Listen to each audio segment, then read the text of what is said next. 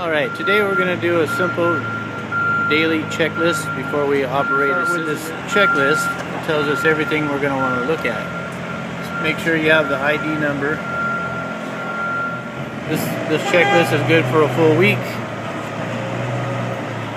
And you just go one day at a time, go down the list, check everything on the list. There's nothing hard about it if you go by the list. So here's our piece of equipment that we're going to look at, and oh wow, this thing is a mess. We can't even start to work on this until we clean it up. Let me get that taken care of. That's much better. So let's start with going down the list and checking each item individually. First it says tires and wheels, so we'll take a look at the tires. These front tires are not in the greatest shape, that's for sure. Kind of bald, falling apart.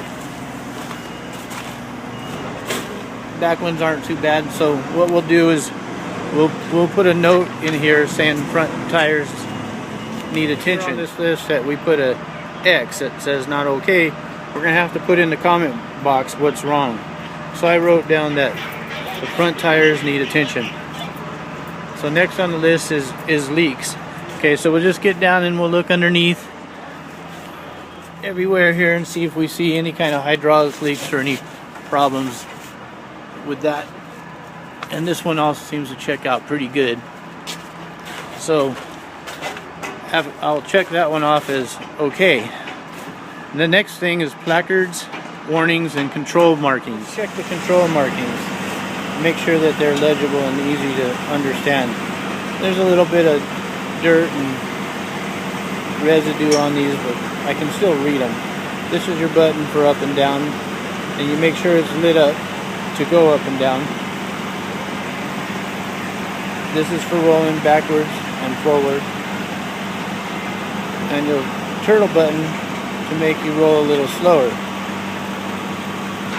And then at the same time, this joystick has a trigger that you would have to pull back before you're able to engage. Make sure you don't ever try to tape this up or lock it in to where you only have to use one function. It's very dangerous and could get somebody hurt. Check off the leaks are okay, placards are okay. Next we'll check the battery condition and the connections. You might think that that looks bad. It's all nasty and leaky and stuff like that, but most of that's just a protection at the connection. All in all, those batteries look pretty new. So I will call that okay and check it off. Next we have guardrail connections and condition. And I'll walk around and take a look at the welds that are okay and give everything a good shake and make sure they're all sturdy. Look at any connections that have nuts and bolts and make sure there's no bolts missing. This is a fairly new machine, so it looks in pretty good condition. I will check this one off as okay. We will check the hour meter. It says 137 hours, so we will input that onto the checklist. Check the pothole protection device. This is in case we were to run over a hole in the ground. Our wheel would fall into the hole and tip over the scissor lift. But if the pothole protectors come down, as we go high, just like that, we wouldn't be able to fall into a hole. So those work good.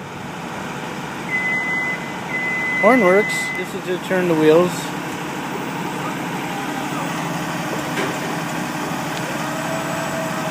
Yep, they work. Now I'll try backing up and see if the backup warning buzzer works. Nothing. But the brakes sure work. I can check off the brakes, but I have to make a comment about the backup beeper not working.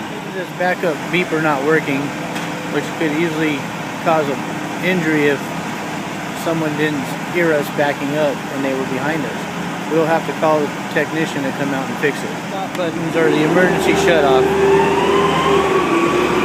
If you ever lose control or just need to shut everything down in an emergency, just push the red button and everything shuts off. Case that's inside where you can get to it from being inside the basket. It's here, it's all there, it's all in a protective case and wrapped in plastic. I will check that off as okay. The operation that we have to check once we get on flat ground is whether or not the scissor lift will kick into slow speed when the lift is raised. We can't have it driving too fast while it's in the air. If for any reason you're unable to check a function, never just put a check mark there that you did. It's okay if you don't do it, you just know when you look at your checklist that it still needs to be done. So that wraps up our scissor lift inspection. All we do is sign your name to it and call it good.